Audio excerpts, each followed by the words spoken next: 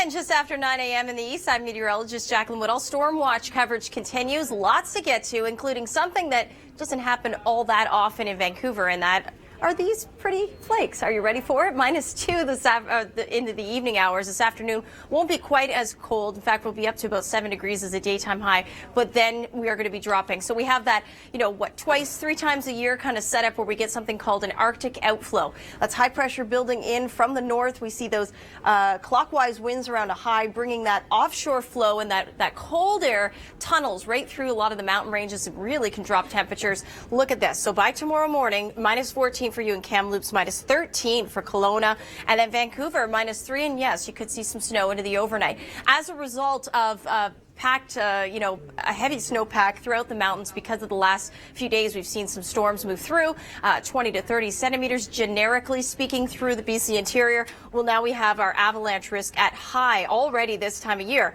and that's for the Purcells, Glacier Park, North Columbia Mountains, Jasper, Banff, all those regions. If you're maybe making the drive to go see the Grey Cup on Sunday, be careful out there. We still have lots of snowfall happening and very cold temperatures, icy conditions out on the roads, low visibility likely through areas like Prince Albert down through Saskatoon right now. That's a live look at the radar.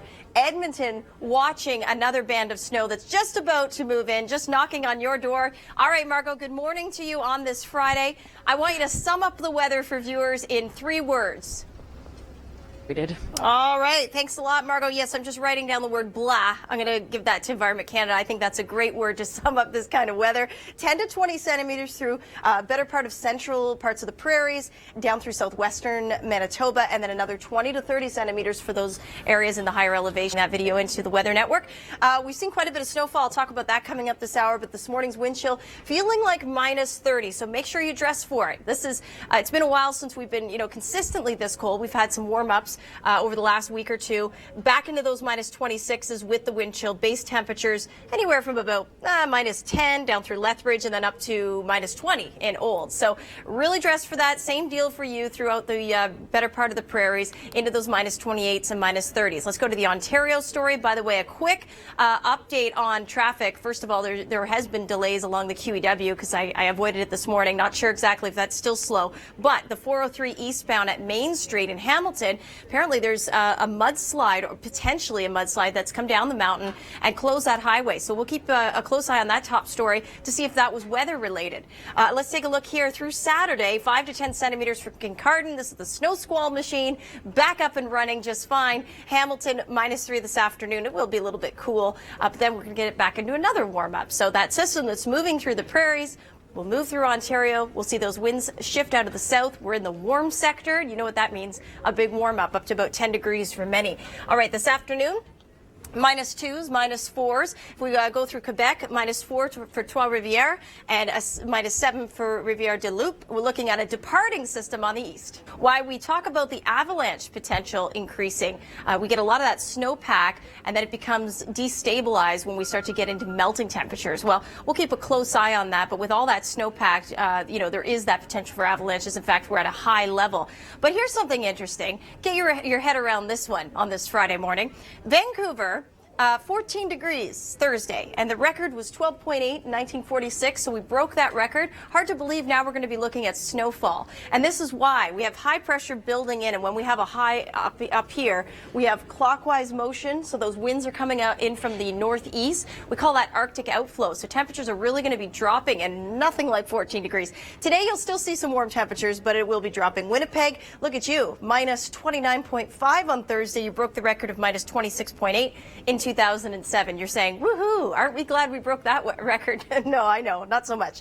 All right, let's take a look at this morning. The system is going to be moving out, but we're going to see that cold air right behind this. So watch as this plays out. Still looking at some heavy snows through the interior and in through Alberta. Some strong winds. That's what we call a pressure gradient when we see those isobars getting tightly packed together. There's the high. Once we see those winds come around like this, expect those temperatures to really drop off. So overnight, -2 for you in Vancouver. And yes, yes, snow, potentially some snow flurries for you in Vancouver.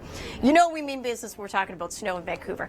We are going to be watching some more snowfall in the next few hours really move through Edmonton. All of that moisture moves to the central prairies, and you do get a break watching this band of snow in the southern part of the mountain ranges there. So areas like Elk Valley, you could be seeing up to 50 centimeters of snow, plus wind gusts up to 90K. Here's what I mean. So here you go. You can see this band. This is great news for ski resorts. But if you're driving, maybe you're taking a trip, you think, hey, I'm going to go see the Grey Cup on Sunday. Be very careful through those mountain passes. Those are going to be just treacherous driving conditions. In Edmonton, Saskatoon, a good 10 to 20 centimeters for you in Saskatoon and Regina still on the way through your Saturday.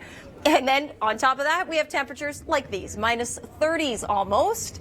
Minus 28, minus 29, you might as well say minus 30, right? It's cold. How about you in Ontario? It's a little bit brisk out there this morning. I have an update, 403 eastbound. I know we don't really, I don't do traffic here, but I have heard, it's my neck of the woods. I live in Ancaster. And right at Main Street, there's been a potential mudslide that's come down the mountain. So if you're making your way eastbound on the 403, just know that you're in for a closure there. Temperatures, chilly. Maybe a little bit of icing possible on the road. We could even see a little bit of lake effect snow move in through the GTA this afternoon.